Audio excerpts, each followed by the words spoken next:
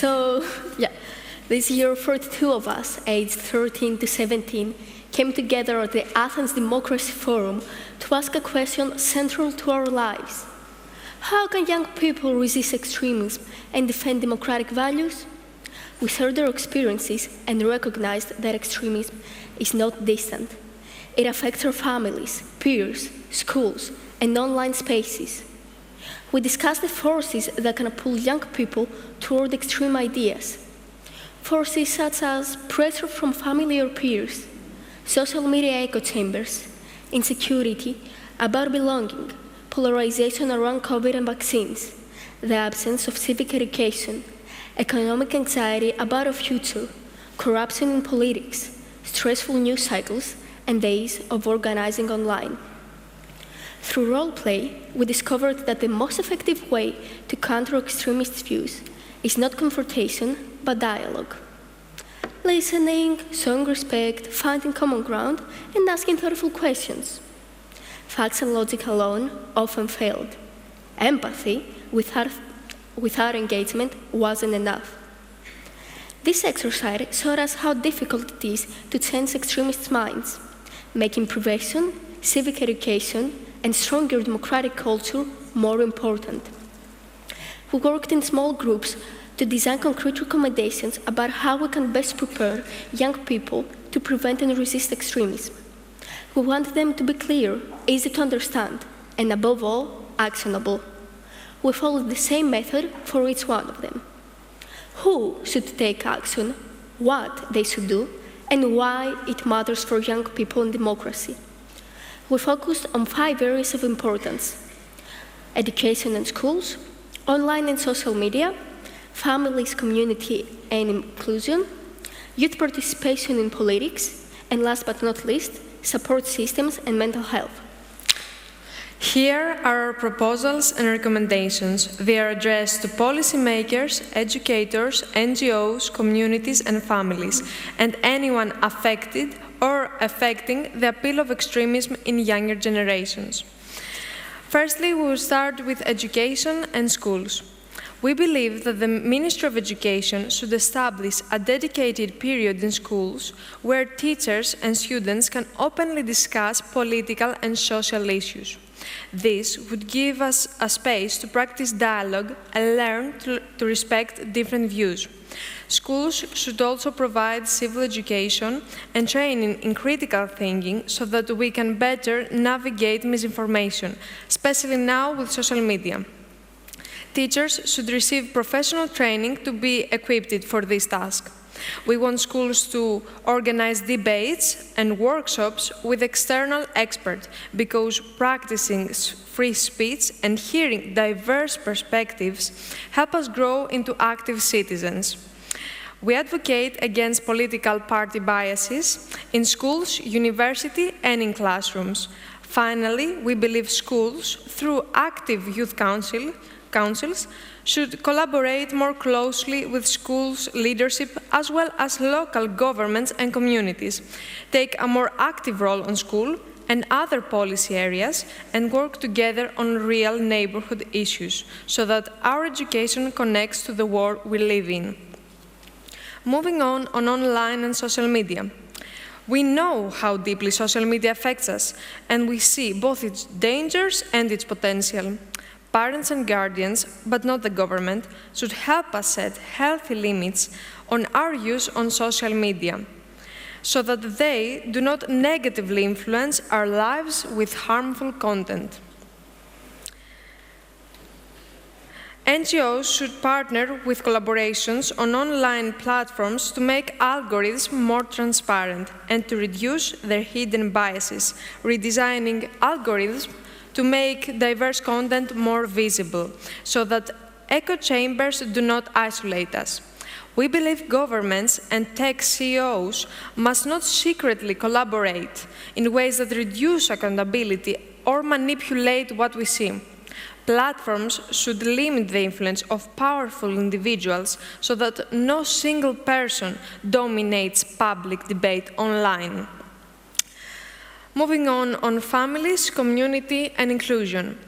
We believe municipalities should organize events and forums that bring people together in an inclusive environment, creating a stronger sense of belonging. Parents and guardians should talk more openly with their children about politics, and social workers could help families learn how to have these conversations.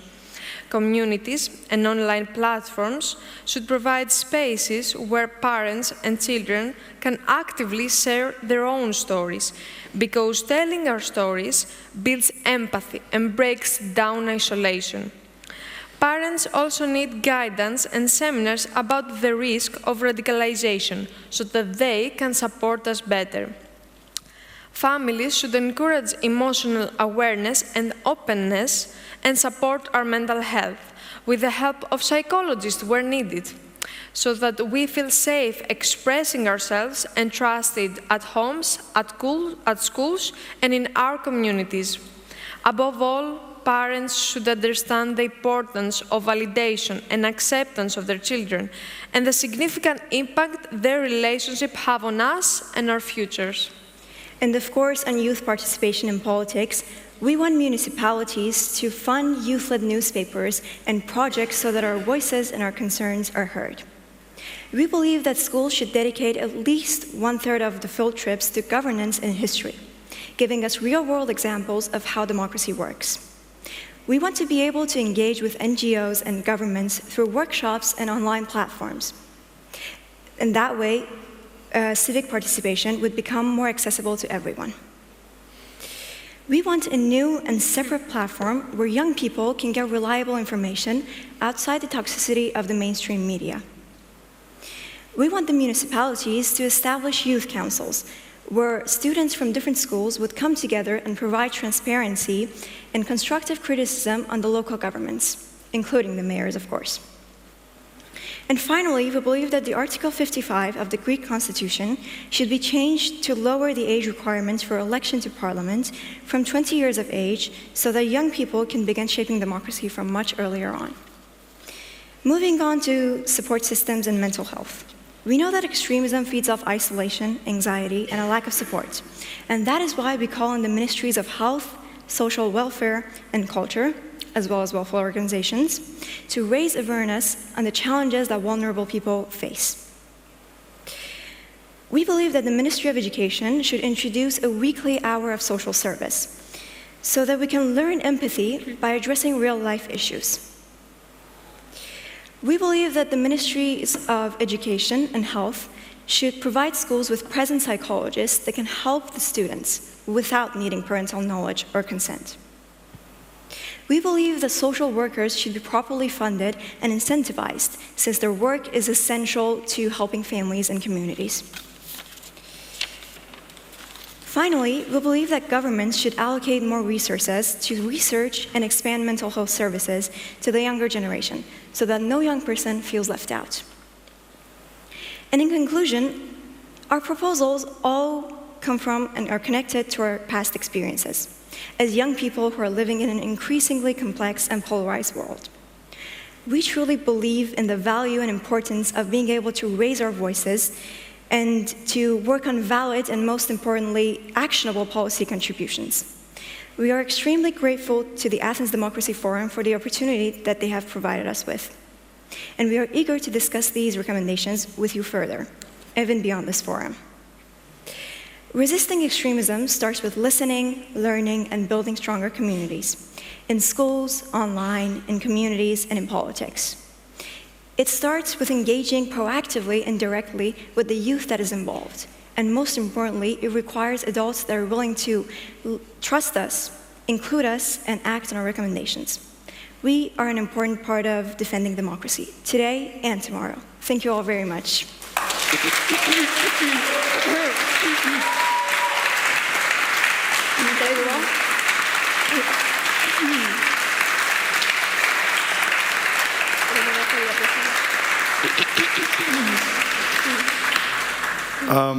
Okay, so as you all can see, this is a very impressive group of young visionaries.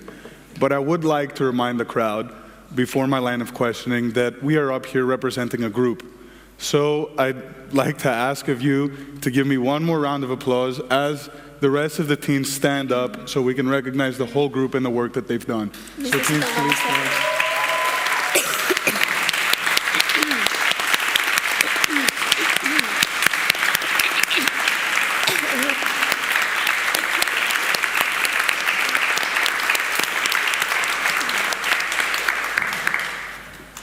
Okay, I would also like to say that after I ask my questions, I will be opening up questions for the crowd, so keep that in mind if you'd like to ask the teams anything.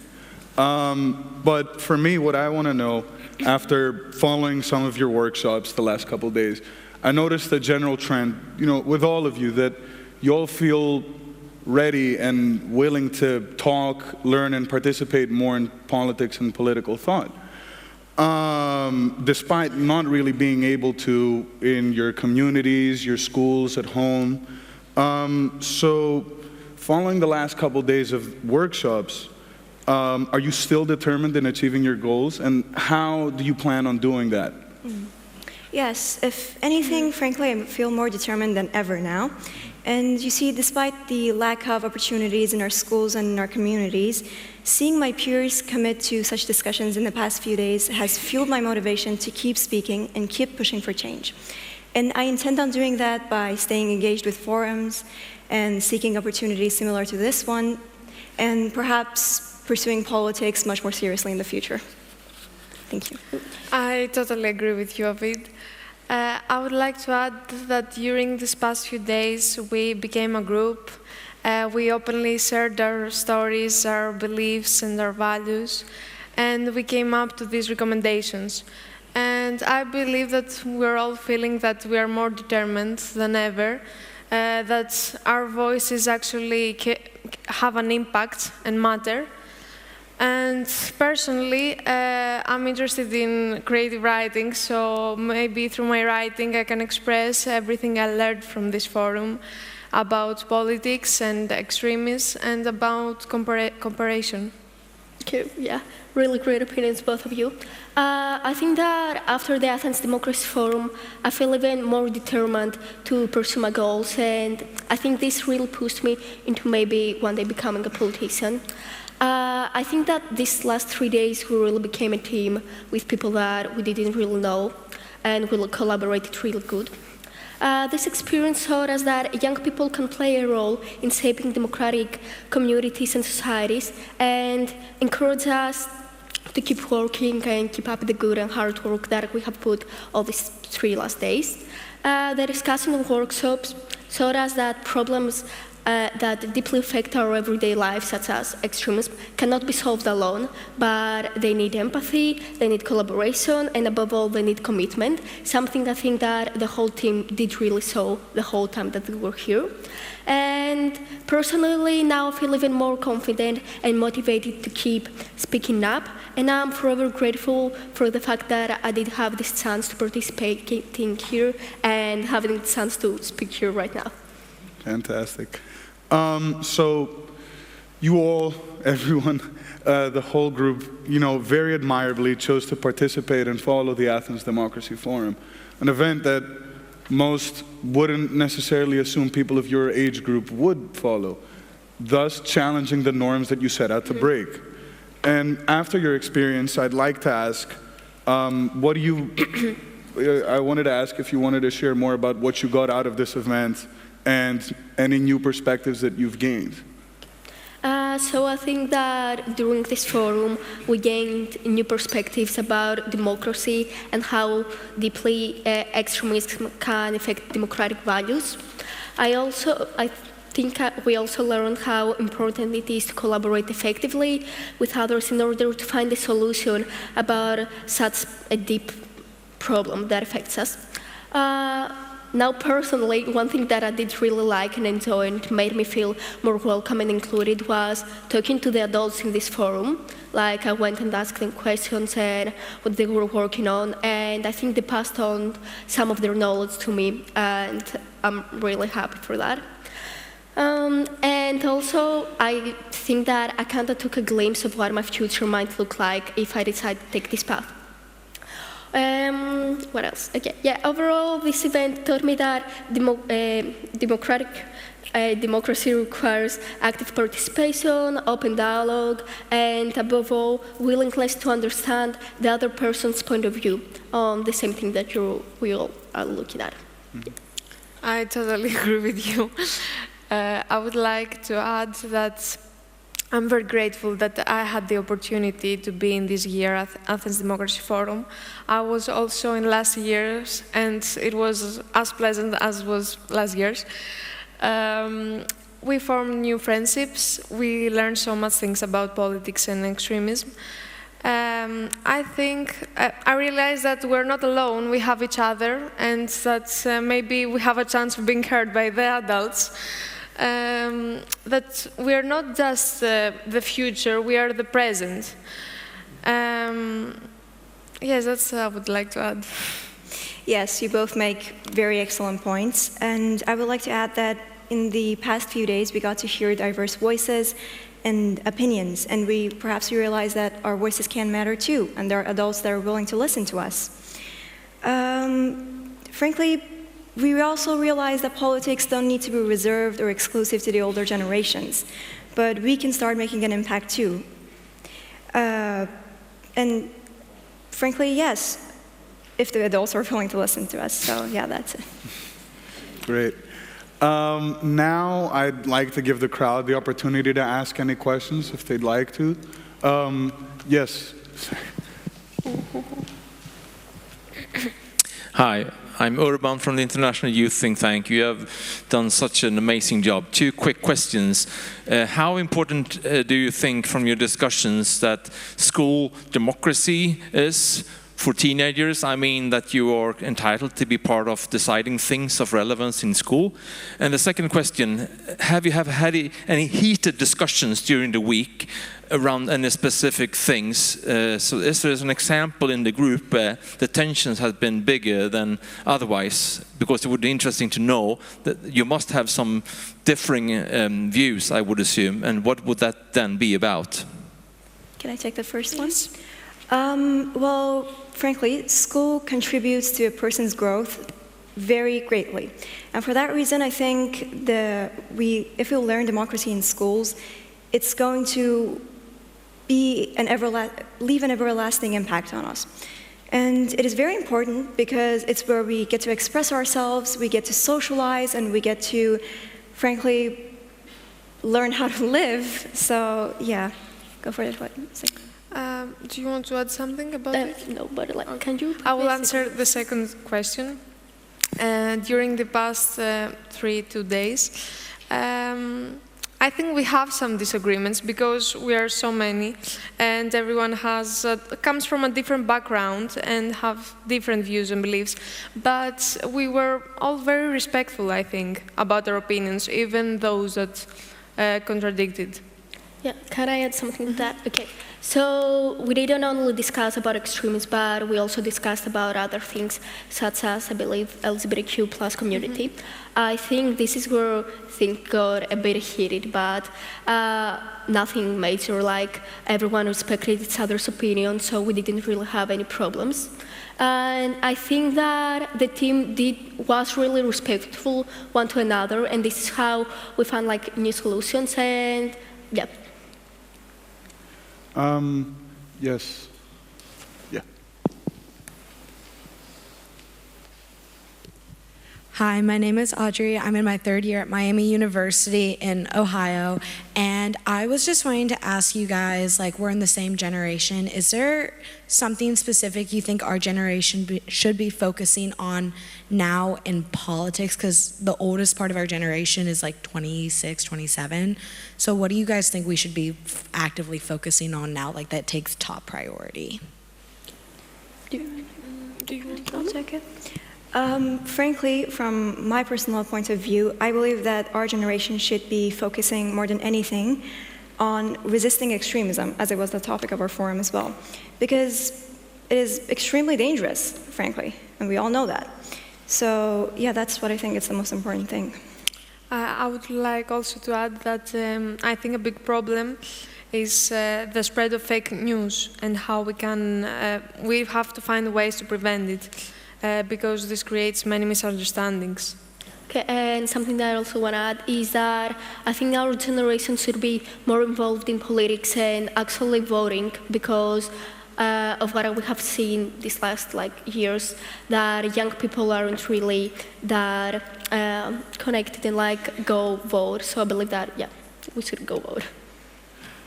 We have time, I believe, for one more question, if anyone has something to ask. Yes, you in the back.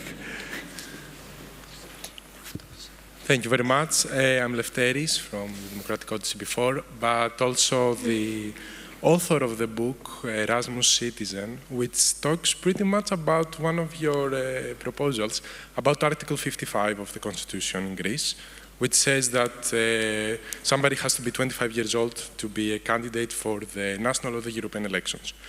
So this is in fact like an obstacle, and my personal story is that I couldn't be, I wanted. So during my Erasmus studies in France, I was able to be a candidate in France because I didn't have the right in Greece. So tell me more about it. Tell me what you discussed about Article 55, how you think that lowering the age, I believe at 18 should be, because in the EU it's mostly at 18, only Greece and Italy have it at 25.